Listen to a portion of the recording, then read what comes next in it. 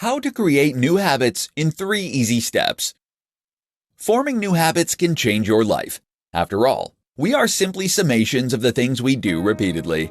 Forming those habits is the hard part, however, which is why it's useful to know some simple steps you can take to ensure that you keep doing the things you want to do. Reminders and notes. There are many different apps and devices that can greatly help you with note-taking and organization. Great examples include Todoist and Google Assistant. Here you can write down notes and reminders that will help you to do everything from taking pills to taking the trash out. This might sound like a small thing, but in fact it can completely change your life for the better as you become more organized and more on top of your daily tasks. By ensuring you get reminded, you can avoid forgetting to follow through with your habit. This makes a huge difference, particularly at the start, when you're still trying to ensure that new behavior becomes ingrained. If you don't want to rely on technology or written notes, then try using physical prompts. To remind yourself to floss, for example, you could leave the floss in the sink. That way you'll see it whenever you go to wash your hands. Tiny habits. Another thing to consider is that a small habit is far easier to stick to than a large habit. That is why the concept of the tiny habit is so popular. This means, for example, that you will aim to only floss one tooth. That might sound ridiculous, but the idea is that the simple act of flossing becomes normal this way, such that you can gradually increase the amount. From a neuroscience point of view, it actually makes a lot of sense. Other examples might include washing just 2 plates or doing 20 press-ups. 66 days. Now you're being reminded to engage in what is ostensibly a very short and easy task on a daily basis. Over time, this behavior should become more and more automatic. How long do you need to keep it up? The old myth is that it takes 30 days to form a new habit. But in fact, more recent research suggests that it is closer to 66 days for most people. Either way, if you can keep up this new habit for a set amount of time, it will give you something to aim for. And 66 days is as good a target as any. How to get rich by saving tiny bits of money. Kaizen is an approach to business and self-improvement that involves making small changes over a long period of time that will ultimately add up to having a large impact. This makes a lot of sense when it comes to saving money. Saving just a little money every day can potentially add up to make a big impact on your life. In this presentation, we'll look at some examples. Be more efficient. Energy efficiency is very popular at the moment due to the recent publicity for global warming. However, it's not just the planet you'll be saving, but your hard-earned cash too. Look into using up less water when you run the bath, less energy when you use your lights or boil the kettle, and in general, less on all of your bills. The good news is that there are lots of ways you can do this, from buying more efficient machines to finding ways to keep your home warmer and to use less water. Travel smart. We spend a lot of money traveling, and often that money is spent unnecessarily. There are many ways you can cut down on these regular expenses, however, from choosing to cycle or walk places to going in groups on a coach so that you can split the cost to using less petrol when you drive. Sell stuff. Look around your home at all the things that you haven't used for months or even years. Ornaments in boxes, old DVDs, old CDs. And the chances are that most of this stuff you won't use again for months or years either. So sell some. Okay, it's not really saving money, it's making it. But if you think of this as making back some of your daily expenses, then it's really a good way to improve your ratio and keep your bank balance happy. Save your change. People waste so much change, it's unreal. And if you kept all of it in a little pot of some sort, then at the end of the month or whenever, you'd probably be very surprised to see just how much you'd held on to. Use coupons. Coupons are a fantastic way to get the same things, but for less money. And there are all kinds of things you can get coupons for if you go to the right site. Then, of course, there are other cheaper alternatives to buying normally, such as getting things on offer, buying used, etc. Make a budget. Having a budget works wonders for your overall finances because it ensures you're able to stick to a specific amount of cash each day, which will help you to then know precisely how much cash you'll have at the end of each month. Surprisingly, just having a budget will help you to save money, and especially if you keep track of your spending too. The key then is to automatically transfer all these little savings into a savings account every month and keep assessing your budget and looking at more areas where you can save a little more without impacting on your quality of life. Small things you should stop doing right now. Kaizen is the process of continual improvement. It means doing lots of small things that take little time or effort, so that they will eventually add up to have huge benefits over time. A simple example is saving $1 a day, so that you save $365 over the course of the year. But Kaizen isn't really the same thing as the tiny habits movement that is also popular right now.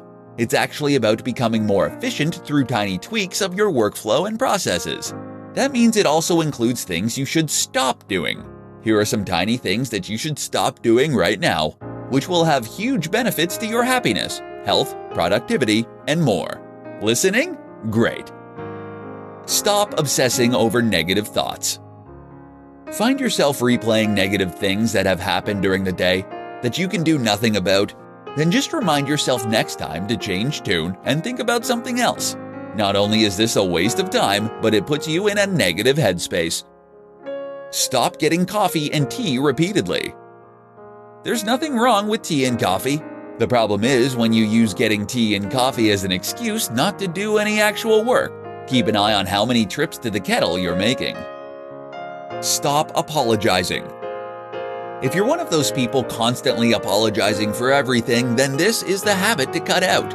Apologizing makes you appear guilty and actually makes other people feel resentful in many cases. Learn to cut this habit out.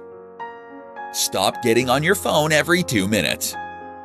If you get your phone out every time you go to the bathroom, every time you're in a queue, and any time you wait for your computer to load, that's something to fix. Try switching to a black and white screen, and you'll find yourself instinctively get it out less. Stop watching junk TV. It's actually not harmless. It puts you in an unproductive, uncreative headspace. Watch something stimulating and interesting, and you'll feel much better. Stop spending money on unnecessary subscriptions. If you haven't watched Netflix in the last month, then you can get rid of it. There are other ways to enjoy an evening if you're ever stuck. And the same goes for that gym membership you never use. You'll save a lot of money, and it takes 2 minutes or less. The Kaizen approach to dieting. Kaizen is the Japanese concept of improvement that preaches that we should make small, almost imperceptible changes to our routines and lifestyles if we want to see big improvements over time. The good news is that this is easy to do when it comes to losing weight. It just means looking for small opportunities to cut calories that you'll hardly notice, but which can add up to a big collective difference. In this presentation, we'll share some powerful examples. Butter. Butter is essentially just lard. That's right, pure fat that you willingly spread onto your food in order to increase moisture. Unsurprisingly, it's also not terribly good for you. So if you're searching for a way to dramatically decrease fat in your diet, you can do so by just avoiding butter, as well as margarine and everything else on your toast. After a while, you get used to eating ham on your bread dry, or having spreads instead like tuna paste. Oil. Likewise, you should keep oil away from your frying pan, and you should definitely keep oil away. While oil can prevent sticking, the reality is that if you heat the pan up slowly and use a little water, there is more than enough oil in your meat and moisture in your sauce to do this job for you. Sugar. If you can avoid adding sugar to any of your foods, whether it's a cup of tea or a bowl of fruit, then you'll find this completely changes your whole diet. Not only is that a huge amount of carbs now removed from what you eat, but it's also a great way to start getting used to blander tastes and remove your sweet tooth. Desserts in restaurants. Having meals out from time to time isn't all that bad, but the insanely indulgent desserts most places serve up are. You can avoid this occasional problem by asking for a cup of coffee or latte when everyone else has cake. You'll feel much better for it, but the coffee and the usual free chocolate will help you to avoid feeling left out or unsociable for not joining in. Soda drinks.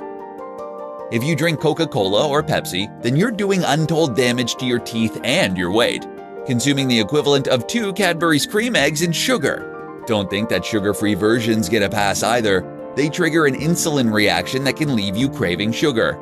Avoid soda drinks altogether then, and instead drink water, milk, and fruit juice.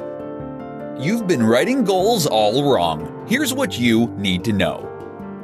Writing goals is very important if you want to make yourself a success. You see, in order to be a success, you need to know what it is you want to be a success in, and you need to define that success. You can be the fastest walker in the world, but you won't get very far if you don't know where you're heading. Even just the process of writing your goals brings you one step closer to achieving them, as it makes them real and physical by putting them on paper, rather than remaining hypothetical and just dreams. But how do you go about writing these goals and making ones that you are actually likely to stick to? In this presentation, we will look at the answers to those questions. Use software. Using goal-setting software or goal-setting worksheets is a good idea to help you formulate your goals, especially if you're struggling. Goal-setting software and goal-setting worksheets are created by people who know what they're talking about and how to go about writing goals. This therefore enables you to structure your goals in a way that is essentially tried and tested. Make sure you really want them. Before you start filling out goal-setting worksheets though, you need to know the kind of thing you want to achieve and what your chosen field is going to be. In other words, you need to decide what your passion is that you intend to follow. This is very important, as sticking to a goal requires you to be highly focused and dedicated, and that means you have to really want it. Break it down. You need to break down your big, lofty, and ambitious goals into smaller steps, and ideally, break these all the way down into things that you can do on a regular basis. So for instance, this might mean that if you want to build a better physique, your most basic level goal would be to work out at least 5 times a week for 6 months. If you stick to this basic and easy to control goal, then you should find that the overall ambition takes care of itself, and that you end up getting what it is that you want. Start simple. Accept that working out at least 5 days a week is a very hard goal, even though it might not seem that way at first. Better then is to commit to working out just twice a week for 20 minutes. This is the Kaizen approach to continual improvement, and it has been proven effective in countless scenarios. Keep them on your mind. Finally, make sure that these goals are constantly on your mind and constantly in front of you. One of the best ways to do this is to simply have them written somewhere that you'll be able to see them, or several places you'll be able to see them and where you'll encounter them regularly. Get a post-it note and stick it to your desk.